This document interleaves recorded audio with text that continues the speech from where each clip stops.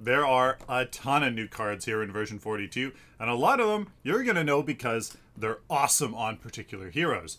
I want to talk about two sets of cards here that aren't necessarily crazy good like that, but they're cards you absolutely need to know about.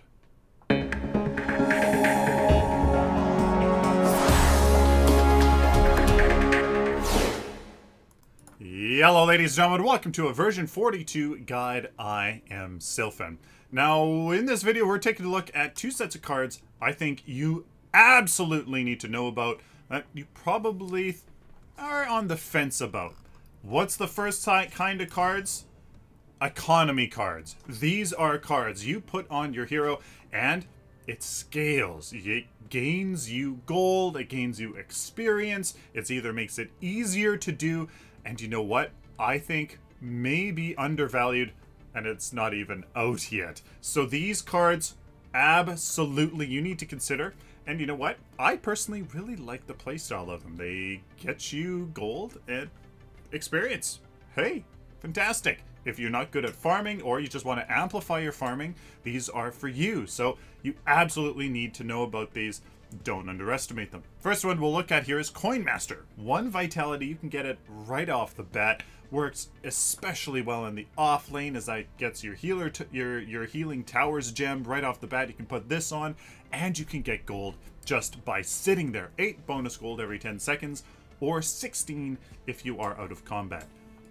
Perfect for the off lane or even as a support. Call of the week here is more for, well, basic attackers. Your carry will simply help you solidify those last hits. 1 agility, perfect. Basic attacks execute minions below 20% max health. If you want to shave off a little bit of time from farming, then this works, and it also solidifies that last hit experience. Another really good economy card, Font of Experience. For 1,000 gold, you gain 4 experience and every 10 seconds. Now, obviously, 100 seconds, that's 40 experience. But I'll tell you that in-game, it feels like a lot. You really level up quickly. Leveling up in general has increased here in version 42, but this Font of Experience is really, really valuable. If you want to even amplify it even further in the offlane, put this on and you skyrocket, especially if you're an offlane caster that scales really well with ability levels. Hey, there you go. Or in the safe lane as a support, you can get that and boom, you can still get that really important ultimate. Say you're a Muriel or anybody really, it works tremendously well. Now I personally love the gameplay implications of Highwayman because it's fun. It is. 1,000 gold to gain 1 health regen and the gold mine passive. Whenever you deal damage to a hero, gain 75 gold. You can have it, you can only do it every 15 seconds, but still, the gameplay implications are pretty darn fun. Even if you're a support, you could just every 15 seconds go tap the enemy offlaner and boom. Yeah, you might mess up your lane dynamics. If you can pull it off, I suppose it works.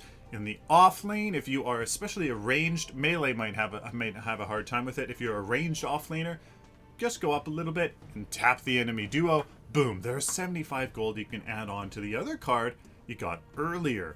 So you know what, mid lane, obviously you're easily able to kind of hit your enemy mid laner quite often. And you know what, I love it. I love this card. Shipyard Scavenger, a bit of a more risky one. 1 agility to gain lone bonus gold passive. Receive 350 bonus gold when killing an enemy hero with no other nearby enemy heroes. Obviously, as a offlaner, well, you're gonna be up against 2 enemies, so not probably all that fruitful. In the mid lane, you can certainly, if you're playing early game dominant mid laner. Hey, maybe this works. If you're even in the safe lane, again, as a support, which is kind of weird, or as a carry, I don't know. Maybe you can make this work. All depends what you want to do. Lord Volstock, very interesting card. 12 power, it's experienced, meaning you gain the experienced passive, which is right here, but it's also a cursed card. You cannot remove this card because you are counting on the fact you can win in the early game. That's the whole point of these cursed cards. They provide tremendous value, but they fall off in the mid and late game, so you have to win the game in the early game, or just snowball a ton. Every 10 seconds, gain 12 experience and lose 60 gold. So if you are somebody like a Countess that can really scale off of hero levels, this is pretty frightening, especially when it gives 12 power. It's an economy card.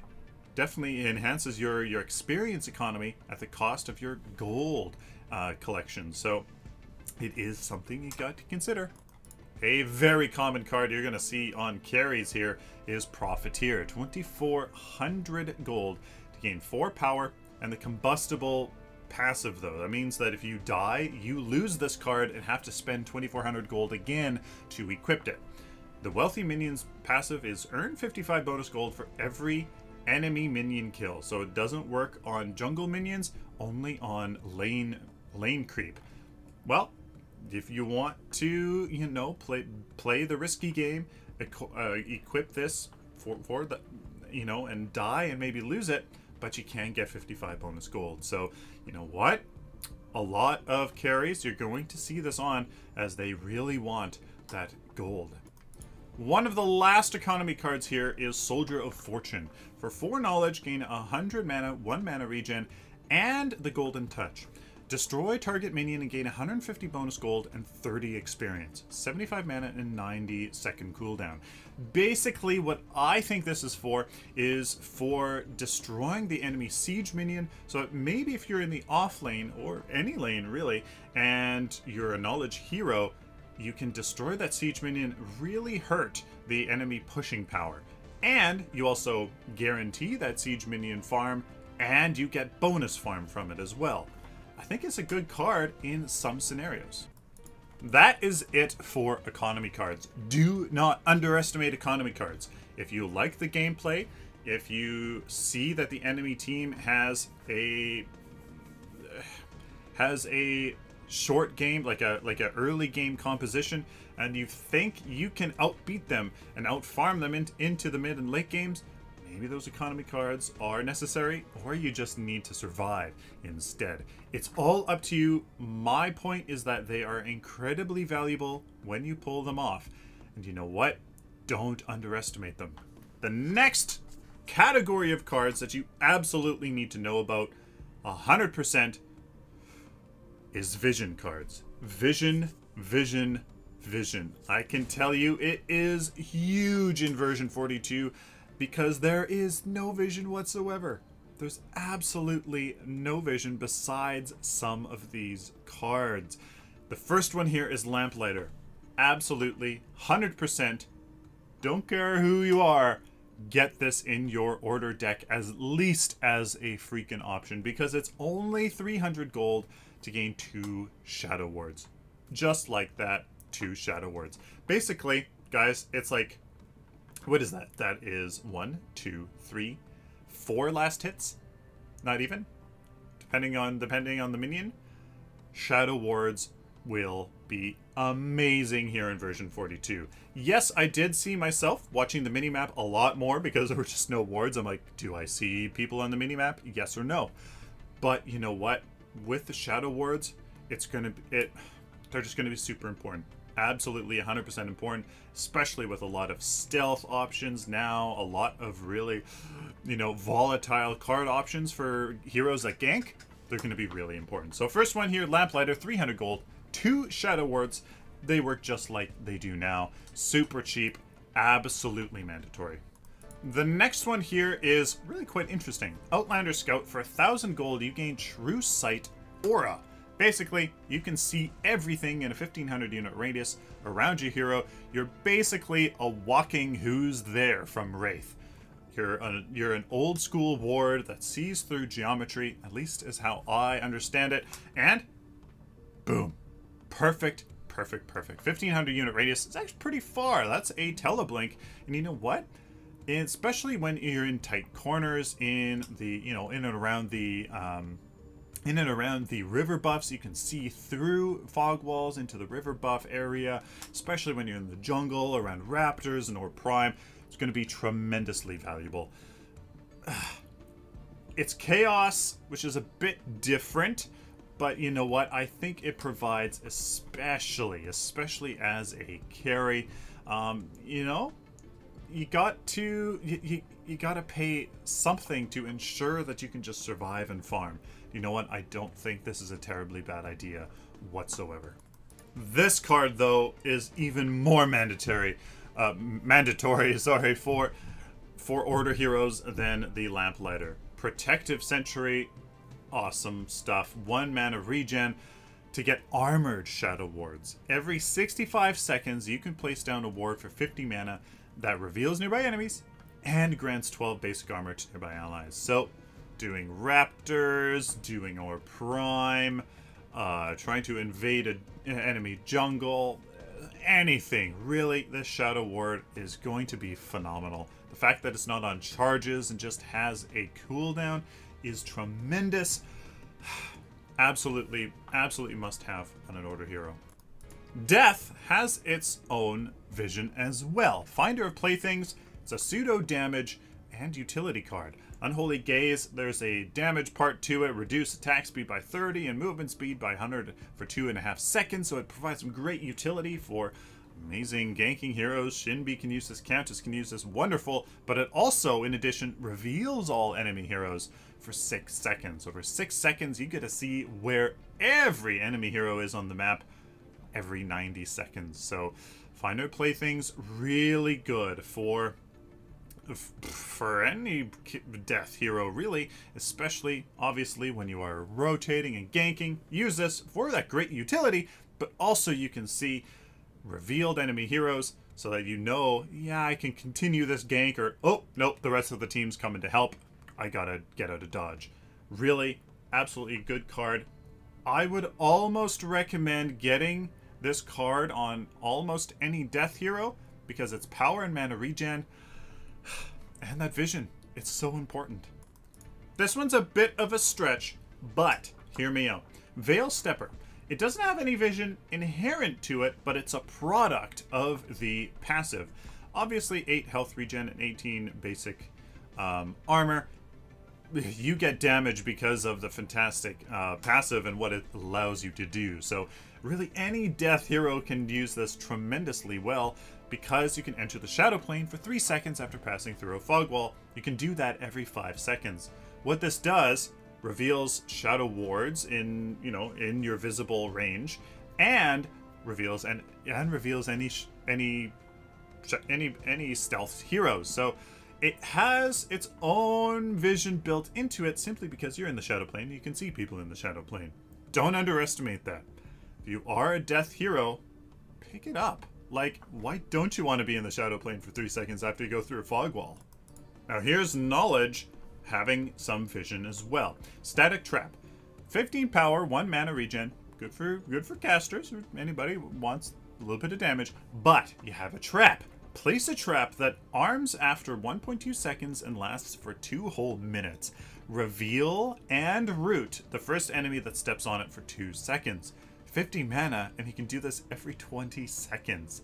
That is phenomenal. Put this trap on any choke point, on a fog wall, anywhere you think you're going to need a place to go back to root a target and reveal them. Absolutely phenomenal.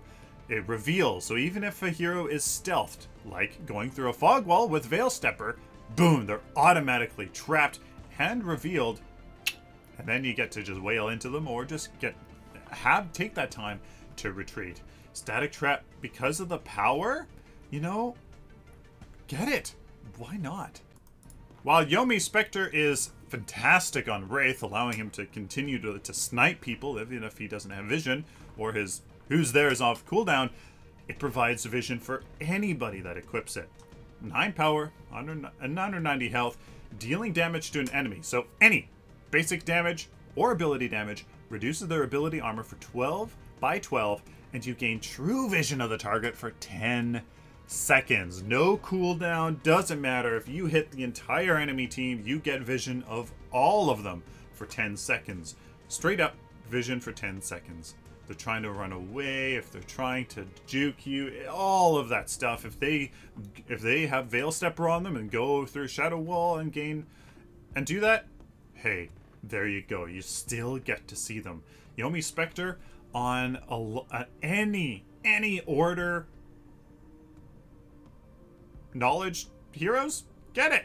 Like, damage. Health. Damage. Why not? Echelon Soldier has some vision built into it as well. So 12 power and 265 health with an interesting passive. Enter the Shadow Plane for as long as you are stationary after 2 seconds. Build up some damage where after 10 seconds you can move and then it explodes for some damage. So obviously there's implications there for, you know, sitting on river buff before it spawns, sitting by raptor camps if the enemy team's going to try to do it and you can surprise them, stuff like that. But you enter the Shadow Plane, so you can have some vision, especially if you're going to see some ganks coming and somebody has Veil Stepper and you're like, oh, they have Veil Stepper. All right, I'll just stand here right outside, like right past the fog wall. I'll just stand here, and once they come out, surprise, boom, there's 400 ability damage. Implications are there, guys. It has power. It has health. It's only 8 points. Like any knowledge here, or any knowledge deck, I mean, it is there. The possibilities are there. It's just your creativity that limits it. Now, obviously one of my favorite cards, Shadow Dancer. 14 power, 24 basic armored to enter the Shadow Plane and gain 50 movement speed for 15 seconds. There's a slow when you attack somebody and you can do it every 35 seconds. So you know what? There is the vision. Shadow Plane for 15 seconds every 35 seconds. If you're a Narbash, if you want to play a Death Narbash and you want to protect your carry, use Shadow Ambush every 35 seconds and just stand past that fog wall or stand past that choke point or where people are going to try to gank from and just stand there and wait for them. And if they are coming to you, then you can just set up a fantastic ultimate or a fantastic thunk. The possibilities are there. The creativity in all of these cards is absolutely mind-blowing, and you know what? Vision it's no exception. And there you go, guys. That is it. Those are the 2 groups of cards you absolutely need to know about, because honestly, you're going to know about all the other fantastic cards. You're going to know of the awesome synergy cards with certain heroes because they're awesome. You're going to know about a lot of other cards, and these, I hope you don't underestimate. Economy cards, especially if it's within your playstyle or just the game kind of demands it, that match demands it, don't underestimate it. And Vision, I think we talked about some really good scenarios, really interesting scenarios, really sick playmaking potential as well in there, you know, that can save your butt and can make some awesome plays happen. So there you guys go. 2 categories of cards I hope you don't underestimate, as I've personally found pretty good success with them, and really, the sky's the limit with some of the potential of these cards. Please like this video if you like it, dislike it if you dislike it, share it with the community, and of course, guys, subscribe. You guys like this content, especially if you found it useful, please subscribe so I can do it for you in the future. If you would like to support me on a regular basis, please head on over to my Patreon account where you can make a pledge to help me do what I love. Till next time, like always, guys, stay optimistic and positive.